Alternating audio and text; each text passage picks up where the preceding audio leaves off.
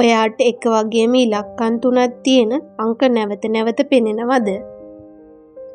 ඔයාගේ මොබයිල් එකේ ඔරලෝසුවේ බිල් එකක හෝ ඕනෑම දෙයකින් ඔයා මේ ඉලක්කම් 3ක් තියෙන ඒන්ජල් නම්බර් එක දකිනවද? එහෙනම් මේ වීඩියෝ එක ස්කිප් නොකර බලන්න. වීඩියෝ එකට යන්න කලින් අපේ channel එක subscribe කරලා නැත්නම් subscribe කරලා bell icon එකත් click කරලා වීඩියෝ එකත් එක්ක එකතු වෙන්න. අපි දැන් යමු වීඩියෝ එකට.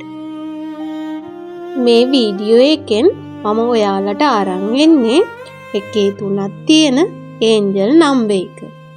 මේ ඒන්ජල් නම්බර් එකෙන් පොදුවේ කියවෙන්නේ ඔයාගේ ජීවිතයේ නව ආරම්භයක් ගැන. ඒ කියන්නේ ඔයා හිතන දේවල් බලවත් වෙලා තියෙනවා කියලා. මෙහෙම හිතමු අපි ඔයා අවිවාහක කෙනෙක් නම් ඔයා මේ එකේ 3 ඒන්ජල් නම්බර් එක දැක්කොත් නව ආදරයක් ආසන්නයි කියන එක. ඔයාට දැනටමත් ආදර සම්බන්ධතාවයක් තියෙනවා නම් ඒක නව එනර්ජි එකකින් පිරෙන්න යනවා. කෙසේ වෙතත් යුනිවර්ස් එක ඔයාට කියන්නේ ඔයාගේ හදවත විවර කරලා ආදරය බුද්ධිමත් ලෙසට පිළිගන්න කියලා.